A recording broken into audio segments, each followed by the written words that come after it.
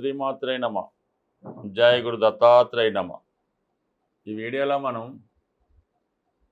మీనరాశి వారికి డిసెంబర్ 21 నుంచి 27 మధ్యలో జరగబోయే వార ఫలాలు పరిశీలించినప్పుడు మరి మీనరాశి వారికి ఈ వార ప్రారంభంలో దశమ భావం మీద 3 గ్రహాలు ఉండడంతో ఈ వారం ప్రారంభం అవడం జరిగింది.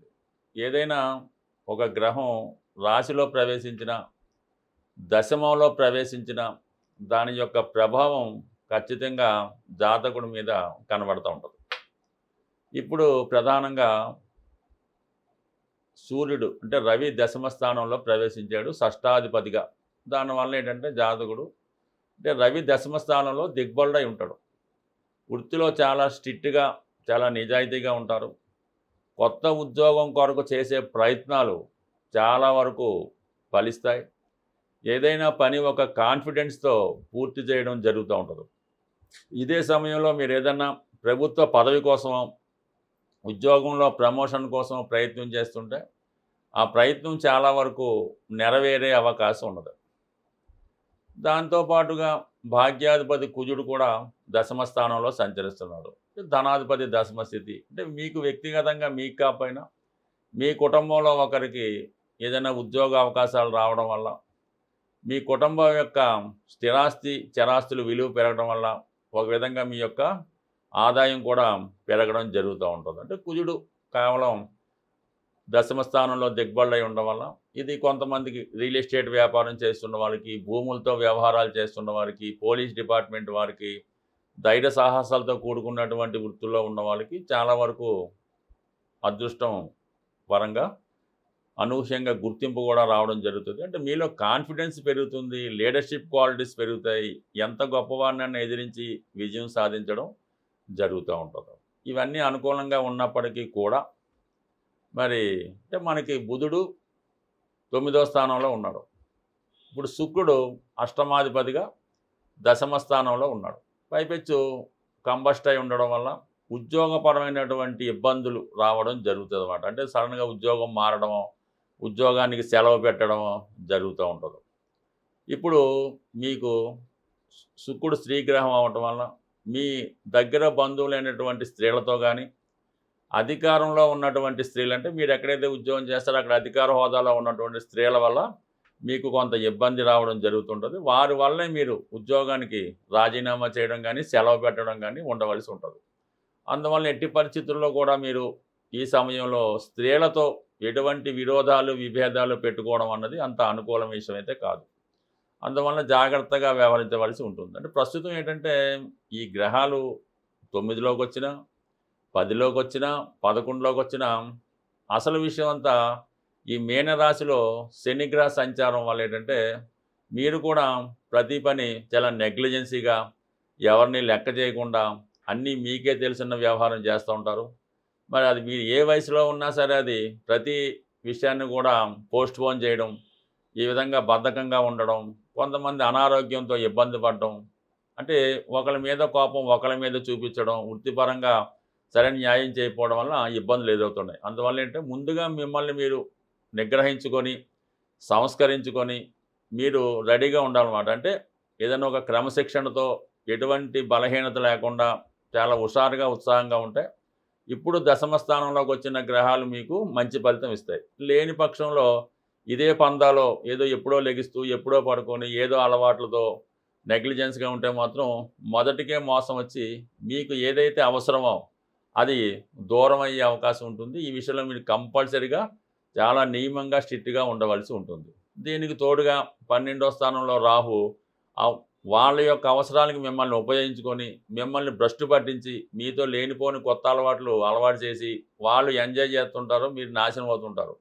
ఈ విషయాన్ని జాగ్రత్తగా గమనించి ముందు వాటి నుంచి బయట పడితేనే ఇప్పుడున్నటువంటి ఈ శుభగ్రహాలు మీకు దశమ స్థానంలోకి వచ్చినవి వృత్తిపరంగా ఇంప్రూవ్మెంటు, రాజకీయ అభివృద్ధి, గృహంలో సమస్యల పరిష్కారానికి కారణమవుతుంది. సాధారణంగా మనం ఈ గోచార ఫలితాలు, అలాగే మనం నక్షత్రాన్ని బట్టి జరుగుతున్నటువంటి దశలు, అంతర్దశలు, అలాగే గోచారం ఇవన్నీ కూడా ఎంత అనుకూలంగా ఉన్నప్పటికీ కూడా ఒకసారి ఈ జాతకుడికి అనుకూలమైనటువంటి ఫలితాలు రావడం జరగదు.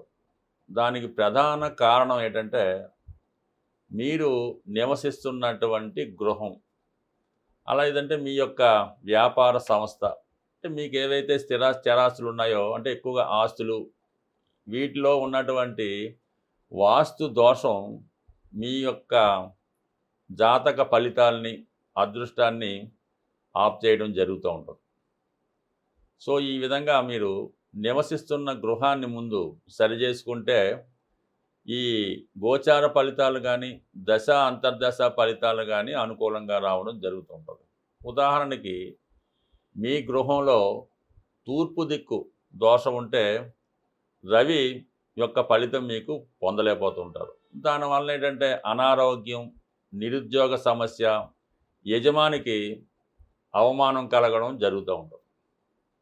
అదే ఆగ్నేయ దోషం ఉన్నప్పుడు శుక్రగ్రహం ఆగ్రహానికి గురవుతూ ఉంటాడు. దానివల్ల భార్యకి అనారోగ్య సమస్యలు, కుటుంబంలో అమ్మాయిలకి, ఆడపిల్లలకి వివాహం జరగకపోవడం, అలాగే వారి యొక్క వివాహ జీవితం సరిగ్గా లేకపోవడం వల్ల తరచూ పుట్టింట్లోనే స్టే చేయడం జరుగుతూ ఉంటుంది. అలాగే దక్షిణ దిక్కు దోషం ఉంటే కుజుడు ఇబ్బంది పెడతా ఉంటాడు. అంటే రుణ బాధలు, ఇంట్లో మగపిల్లలకి చెడు వ్యసనాలు, అలాగే అప్పుల బాధలు, వివాహాలు వాయిదా పడడం జరుగుతూ ఉంటుంది. అలాగే నైరుతి దోషం ఉన్నప్పుడు రాహు యొక్క ఆగ్రహానికి గురవుతూ ఉంటారు. అంటే యజమానికి హెల్త్ ప్రాబ్లమ్స్, యజమాని మొండిగా వ్యవహరించడం, ఎవరి మాట వినకపోవడం, ఆ ఇంట్లో అందరితో యజమానికి విరోధం ఉండడం జరుగుతూ ఉంటుంది. అలాగే వాయువ్య దోషం ఉన్నప్పుడు ఒక 100 రూపాయలు అప్పున్నా సరే తీర్చలేకపోతుంటాం. ఆ ఇంట్లో ప్రేమ వ్యవహారాలు, అక్రమ సంబంధాలు, అలాగే జోదం, ఎలాంటి వ్యసనాలకు లోనవడం వల్ల అటు యజమాని, అలాగే పిల్లలు కూడా ఇబ్బంది పడుతూ ఉంటారు. ముఖ్యంగా అమ్మాయిలు ప్రేమ వ్యవహారాల్లో చిక్కుకొని ఇబ్బంది పడుతూ ఉంటారు. అలాగే ఉత్తరం దిక్కు దోషం ఉండడం వల్ల ఆర్థికపరమైన సమస్యలు, స్త్రీలకి అనారోగ్య సమస్యలు, మరి ఆర్థిక సమస్యల కారణంగా ఇంట్లో పిల్లలకి వివాహాలు చేయలేకపోవడం జరుగుతూ ఉంటుంది. ఈశాన్య దోషం వల్ల గురుగ్రహం ఇబ్బంది పడడం వల్ల మరి ఆ ఇంట్లో శుభకార్యాలు వాయిదా పడుతుంటాయి. ఎక్కువగా ప్రథమ సంతానానికి ఉద్యోగం లేకుండా ఇబ్బంది పడుతుంటారు. ఎక్కువగా నిరుద్యోగులు ఉంటారు. సంపాదన ఒకలే ఉంటే 10 మంది వాళ్ళ మీద ఆధారపడడం జరుగుతుంటుంది. ఎప్పుడూ ఆర్థికపరమైన సమస్య ఏదో ఒక ఆనయాలతో రావడం జరుగుతూ ఉంటుంది. అంటే ఈ విధంగా 8 దిక్కులు మరి జాతకుడి మీద ప్రభావం చూపుతూ ఉంటుంది.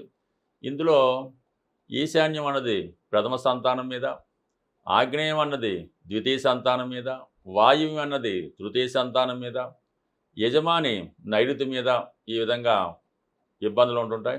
ముఖ్యంగా గృహంలో ఉన్నటువంటి టాయిలెట్లు సరైనటువంటి దిశలో లేకపోతుంటే ఆ ఇంట్లో ఉన్నవారికి చెడు వ్యసనాలు, నిరుద్యోగ సమస్య ఎక్కువగా ఉండడం జరుగుతుంటుంది.